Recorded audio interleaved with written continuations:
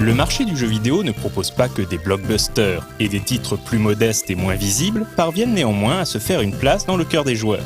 Quelle que soit la génération, ces titres attachants laissent aussi leur empreinte dans l'histoire des différentes machines. C'est le cas de la saga Keiō Yu-Gekitai, ou Keiō Flying Squadron en Occident, composée de 3 jeux distincts au gameplay varié, shoot 'em up, plateforme et party game. Paru en 1993 sur Mega CD et développé par Victor Entertainment, Keiō Flying Squadron est un shoot 'em up prenant place au 19e siècle au Japon, entre les ères Genji et Meiji. Le joueur incarne une dénommée Rami qui vit avec ses 2 grands-parents. Ces derniers sont les gardiens d'un artefact précieux et ils passent leur journée à le vénérer et à le protéger par tous les moyens. Mais c'est sans compter sur le Dr Pon, un tanuki chapardeur qui parvient à s'en emparer. Devant l'urgence de la situation, Rami revêt son costume de lapin et part à la poursuite de l'affreux Jojo pour récupérer le trésor. Dès l'introduction, sous forme de dessin animé réalisé par le studio Pierrot, le ton est donné. Mélangeant humour, personnages loufoques et univers cartoon, ce jeu, que certains pourraient qualifier de cute 'em up, puise sa force dans sa direction artistique très colorée et le rythme des affrontements. Avec son dragon Spot, l'ami doit se frayer un chemin dans des niveaux au graphisme détaillé et à l'atmosphère distinctement japonaise, ce qui contribue à l'immersion. Pour venir à bout des différents ennemis, elle peut compter sur une arme principale upgradable ainsi qu'un tir multidirectionnel. Durant son périple, la demoiselle pourra aussi être épaulée par 2 petites créatures apportant une puissance de feu supplémentaire. Malgré sa progression très classique, Keiō Flying Squadron accroche le joueur grâce à un bestiaire délirant, principalement constitué de tanuki et autres ratons laveurs. Ces derniers ne manquent pas d'imagination pour stopper l'ami et font appel à des boss et mini-boss qui sont tout aussi dérangés. Le titre de Victor ne se prend pas au sérieux et installe une atmosphère joyeuse, marquée par des musiques très réussies qui profitent de la qualité offerte par le support CD. De l'avis de nombreux joueurs, il s'agit d'un des meilleurs titres de la ludothèque Mega CD, ce qui est loin d'être usurpé tant l'aventure se révèle accrocheuse.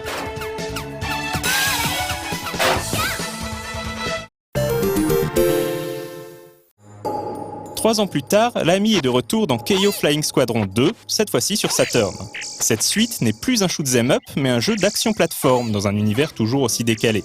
Comme sur Mega CD, le jeu s'ouvre sur un dessin animé signant le grand retour de l'ami et de ses grands-parents. Pendant que la famille est tranquillement en train de souper, la princesse Yamata Himiko, alias Pompous Queen, débarque et s'empare d'un trésor ancestral. Alors que l'ami se grime en lapin pour rattraper la voleuse, le Dr Pon apparaît, dérobe l'artefact et détruit la demeure familiale. Bien que la riposte soit immédiate, l'ami doit repartir à l'aventure pour ramener le précieux. Pour mener à bien sa longue quête, l'héroïne peut sauter sur ses ennemis ou leur mettre de bons coups de marteau. Son costume de lapin lui permet également d'attraper différents objets pour les lancer sur ses adversaires. En cours d'aventure, elle obtiendra un parapluie pour combattre, se protéger ou atterrir en douceur, ainsi qu'un arc aux flèches ravageuses. Si la formule n'est pas très originale, Keiō Flying Squadron 2 offre des moments très drôles et des situations variées. Le jeu ne renie d'ailleurs pas ses origines puisqu'il intègre quelques séquences de shoot, avec un 3e niveau qui va même jusqu'à reprendre l'une des musiques du premier volet. Il en est de même avec les boss, qui sont totalement dans l'esprit de ceux du premier épisode. Sans être renversant du point de vue graphique, Keiō Flying Squadron 2 n'en est pas moins très agréable à l'œil. La 2D est colorée et les environnements sont variés. Les développeurs ont également tenté d'apporter quelques effets exploitant les capacités de la Saturn, qu'il s'agisse des zooms ou des transparences. Les animations sont soignées et l'ambiance japonaise est des plus réussies. Jamais sorti aux États-Unis, le jeu a néanmoins franchi les frontières du Japon et est sorti en Europe et Australie, ce qui lui a permis de se faire une place de choix chez les possesseurs de Saturn. Avec son gameplay solide et son atmosphère unique, il mérite sa bonne réputation. Au Japon, sa sortie fut accompagnée d'un disque promotionnel contenant une version améliorée des séquences animées du premier épisode, des démonstrations de gameplay du second volet et une galerie de dessins. Ce CD n'a jamais été commercialisé, ce qui en fait un artefact très recherché par les collectionneurs.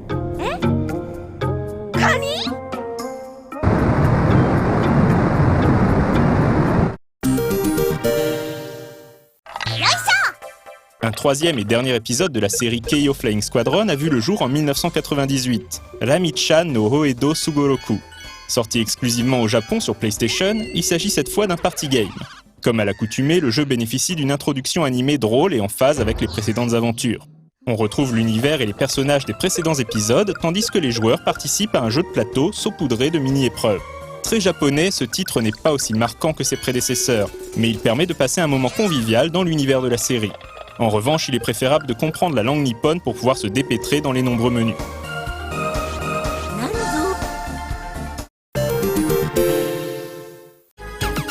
Bien que la saga soit plus connue au Japon, Keio Flying Squadron s'est fait une belle réputation en Europe.